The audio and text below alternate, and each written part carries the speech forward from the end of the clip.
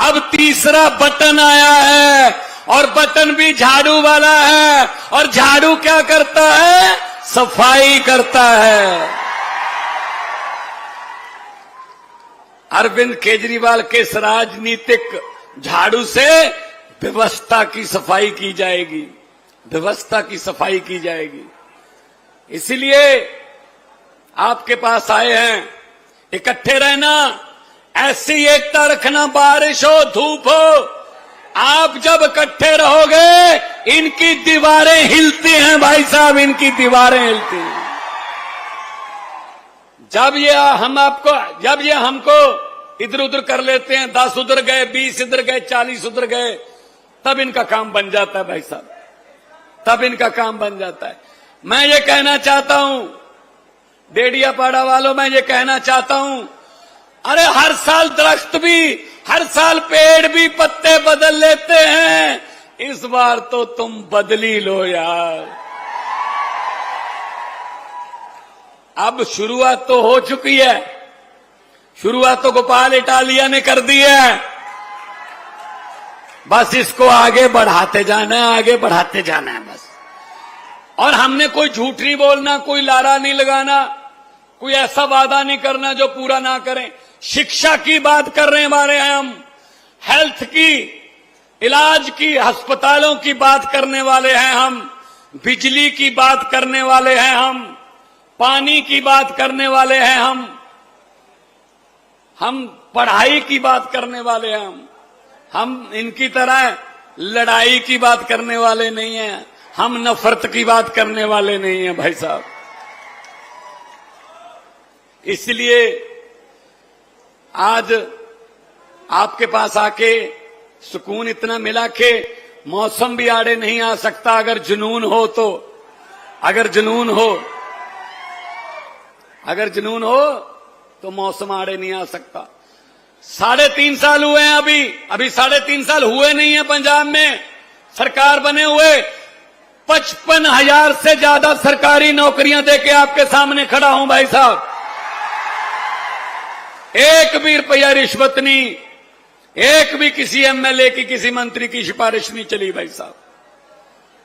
Number लो, competition में बैठो, number लो, सरकार की चिट्ठी घर पे आती है, आ जाओ जी, कुर्सी आपका इंतजार कर रही है।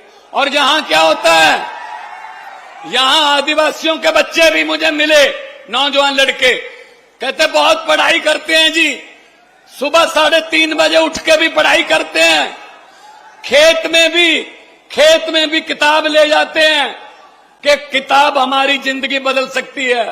पर क्या करें सर, पेपर फूटता है और सपना टूटता है। पेपर फूटता है यहां पे, एक भी पेपर पंजाब में कभी ऐसे फूटे के दिखाए?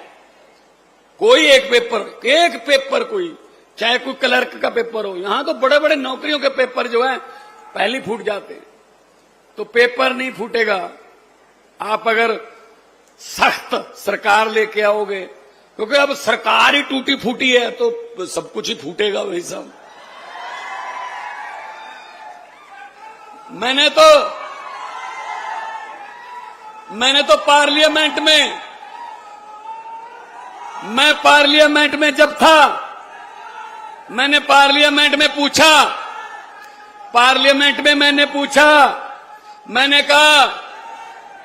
मैंने कहा 15 लाख की, 1 मिनट भाई साहब, 1 मिनट, मैं आपके जज्बातों को समझता हूं। आपका दिल करे तो कल वोटिंग करवा लो यार, मशीन दे दो इसको, मशीन ही दे दो यार, दबाता रहे बटन हर रोज झाड़ू वाला बटन दबाता रहे। मैं जब पार्लियामेंट में था तब मैंने कहा जी 15 लाख की रकम लिखता हूं तो कलम रुक जाती है। 15 लाख की जो घर आना था ना, 15 लाख की रकम लिखता हूं तो कलम रुक जाती है। काले धन के बारे में सोचता हूं तो स्याही सूख जाती है। हर बात ही जुमला निकली। अब तो ये भी शक है, क्या चाय बनानी आती है? मुझे लगता चाय भी नहीं बनानी आती होगी भाई साहब। हर बात जुमला, हर बात जुमला, हर बात जुमला। देश बर्बाद हो गया है सर, देश लुट रहा है हमारी आंखों के सामने। लेकिन आपको जागना होगा, क्योंकि देश 140 करोड़ लोगों का देश है, 140 करोड़ लोगों का देश है। आप उठिए, ऐसी जागिए जैसी आपके साथ कोई भी डिपार्टमेंट आपके साथ आपके हकों पर डाका मारता है। ऐसे इकट्ठे होइए, इकट्ठे होके उनका दफ्तर घेरिए और उनसे पूछिए, सवाल पूछिए, बातचीत कीजिए। कल हम गए थे, कल वो दूध पालक जो पशुपालक जो किसान हैं, दूध वाले, उनका पैसा खा गए भाई साहब, उनका पैसा खा गए। कौन सा डिपार्टमेंट है जो नहीं खाया? हर डिपार्टमेंट में से पैसा खाते हैं। हमें तो ये बताया गया बुजुर्गों की तरफ से कि आदमी के साथ कुछ नहीं जाता। इनका पता नहीं तो यमराज के साथ समझौता हो गया है कि आपके पैसे ऊपर आ सकते हैं शायद। है ये भी, इनका भी यही रह जाएगा। बस ये अहंकार है, इनका भ्रष्टाचार है, अहंकार है।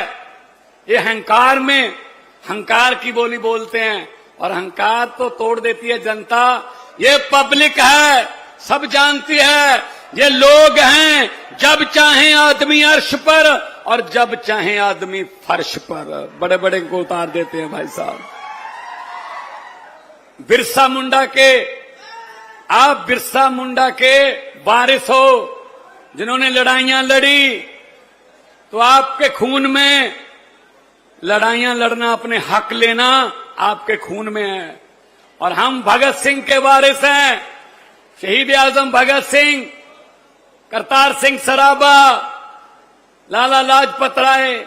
हमने आजादी की लड़ाइयां लड़ी, हमारे खून में भी हमारे बुजुर्गों का वो रगों में खून दौड़ता है, जो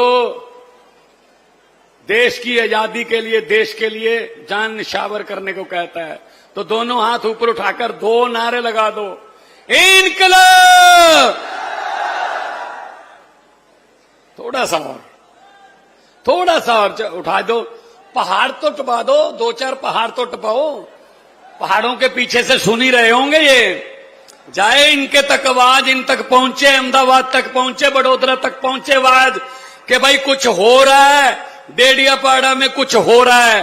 थोड़ा और वॉल्यूम ऊपर उठाइए ताकि आवाज जाए, आसमान गूंजे, इनकलाब, इनकलाब, भारत माता की, भारत माता की, बोले सोनिहाल।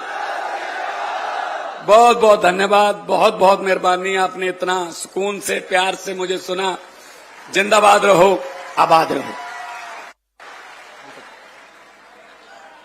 પંજાબના મુખ્યમંત્રી ભગવત માન સાહેબનો ખૂબ ખૂબ આભાર. હવે આપણી વચ્ચે બબ્બર શેર અને દિલ્હીના આમ આદમી પાર્ટીના સંયોજક અરવિંદ કેજરીવાલ સાહેબ ઉપસ્થિત છે. તો આપણે એમને વિનંતી કરીશું, ચેતર વસાવાના સમર્થનમાં આવેલા જેટલા બી ભાઈઓ બહેનો યુવાનો બધાને સંબોધન કરશે અરવિંદ કેજરીવાલ સાહેબ.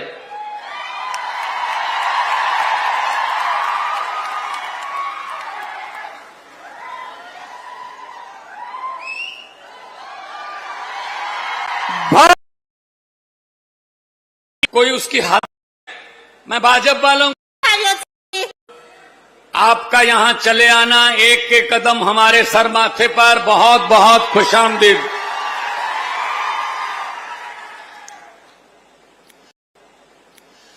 दोस्तों, मेरे से पहले गोपाल भाई ने, ईशुदान जी ने और चेतर वसावा भाई की धर्मपत्नी ने बोलते हुए यही कहा है, क्योंकि मैं काफी गुजराती समझने लगा हूं, मैं पहले इलेक्शन में भी रहा हूं। यही कहा है कि पुलिस ने धक्का किया है, पुलिस ने सीसीटीवी फुटेज को डिलीट कर दिया और सीधा ही केस डाल दिया। और ईशुदान भाई ने कहा था आदिवासी का मतलब मूलवासी, जल जंगल और जमीन पर आपका अधिकार है,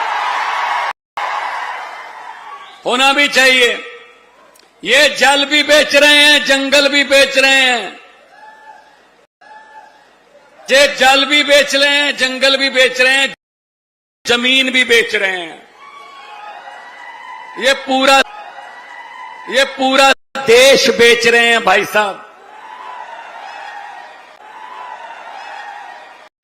पूरा देश बेच रहे हैं। तो आज इतनी भारी संख्या में आपका आना इस बात का संकेत है कि जब मूलवासी, जब आदिवासी जाग जाता है, तब फिर कोई तूफान उसके आड़े, कोई तूफान, कोई आंधी उसको रोक नहीं सकती। भाई साहब 4-5 बार बारिश आई, आपने कुर्सियां उल्टी करके ऊपर ले ली। ये काम सिर्फ हम ही आता है, गांव वालों को ही आता है, क्योंकि हम तो हर रोज खेतों में बारिशों में तो रहते हैं, खेतों में बारिशों में ही रहते हैं, वहीं पलते हैं। इसलिए हम आपके पास आए हैं ये कहने के लिए कि अपने आप को अकेले मत समझना चेत्र भाई, हम आपके और आपके समाज के साथ खड़े हैं। मैं पहले दाऊद तक गया, पूरा आदिवासी एरिया मैंने, जब इलेक्शन चल रहे थे, जब यहां पे चुनाव चल रहा था, पूरा आदिवासी एरिया में गया मैं। इतना प्यार, इतना लोग प्यार करते हैं, कोई उसकी हद नहीं है।